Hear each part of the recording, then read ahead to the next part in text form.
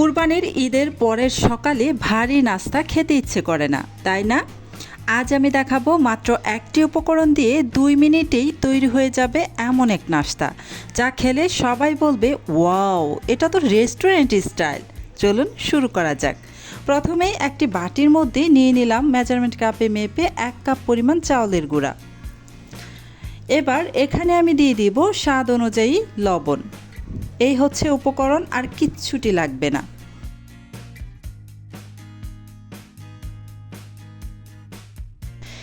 এবার এখানে অল্প অল্প নর্মাল পানি দিয়ে একটা ব্যাটার বানিয়ে নেব। খুব বেশি পানি কিন্তু একবারে ঢেলে দেওয়া যাবে না, অল্প অল্প করে পানি দিয়ে তারপর একটি কাঁটা চামচের সাহায্যে নেড়ে চেড়ে ব্যাটারটা বানিয়ে নেবেন।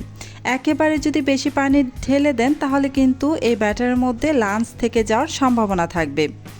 আমি অল্প অল্প পানি দিয়ে কাঁটা চামচের সাহায্যে নেড়ে চেড়ে ব্যাটারটাকে বানিয়ে নিচ্ছি।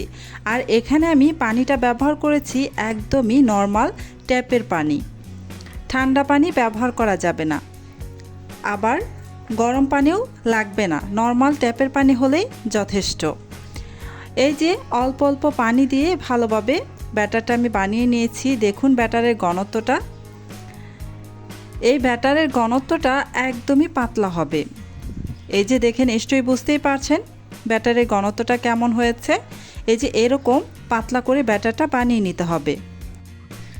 যারা যারা আমার ভিডিওটা দেখতেছেন প্লিজ আমার ভিডিওতে একটা লাইক দিয়ে দিবেন। আর আমার চ্যানেলটি যদি আগে থেকেই সাবস্ক্রাইব করে দেওয়া না থাকে প্লিজ আমার চ্যানেলটি সাবস্ক্রাইব করে পাশে থাকা বেল আইকনটি অন করে রাখবেন। এতে করে যখন আমি নতুন কোনো ভিডিও আপলোড করব তখন সাথে সাথে আপনার ওখানে নোটিফিকেশন পৌঁছে যাবে।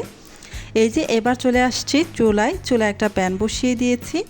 এই প্যানের মধ্যে খুবই সামান্য মানে 2-1 ফোঁটা তেল দিয়ে দিলাম, নামমাত্র তেল দিয়ে ব্রাশ দিয়ে ভালোভাবে ব্রাশ করে নেব।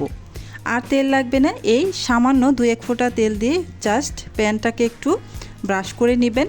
এতে করে এই নাস্তাগুলো খুব সহজেই উঠে আসবে, বারবার লেগে আসবে না। এই প্রথমবার দিলেই হবে, আর দিতে হবে না।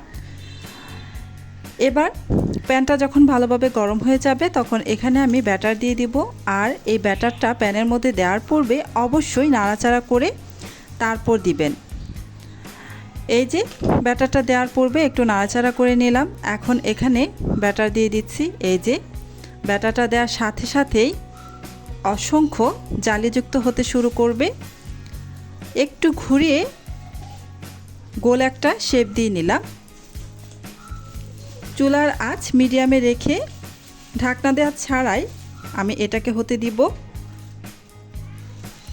এই তো উপরের কাঁচা ভাবটা একদমই চলে গিয়েছে। আপনারা যদি চান এটা একটু সফট রাখবেন তাহলে কিন্তু একটু বেশি সময় চুলায় রাখতে পারেন।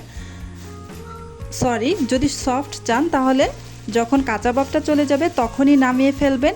আর যদি একটু ক্রিস্পি চান, নিচেরটা একটু বেশি ক্রিস্পি চান, তাহলে চুলায় একটু সময় বাড়িয়ে রাখবেন, তাহলে কিন্তু নিচের দিকটা খুব ভালোভাবে ক্রিস্পি হয়ে যাবে। একটি হয়ে গেছে, তাই আমি সেটাকে নামিয়ে আবারও কিছুটা ব্যাটার দিয়ে দিলাম, আরও একটি বানিয়ে নিচ্ছি।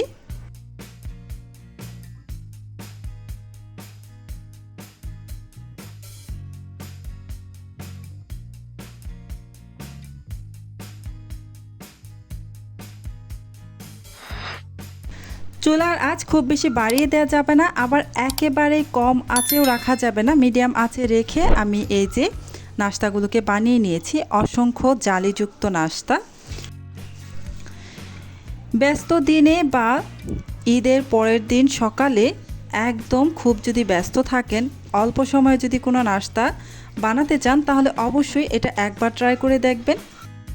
এই নাস্তাগুলো গরু অথবা খাসির মাংস দিয়ে, অথবা হাঁসের মাংস, অথবা নারিকেলের চাটনি, যে কোনো কিছুর সাথেই খেতে অসম্ভব ভালো লাগে। আর খুবই অল্প সময়ের মধ্যে এই নাস্তাটা বানিয়ে নেওয়া যায়। আজকের মতো এখানে শেষ করছি। আল্লাহ হাফেজ।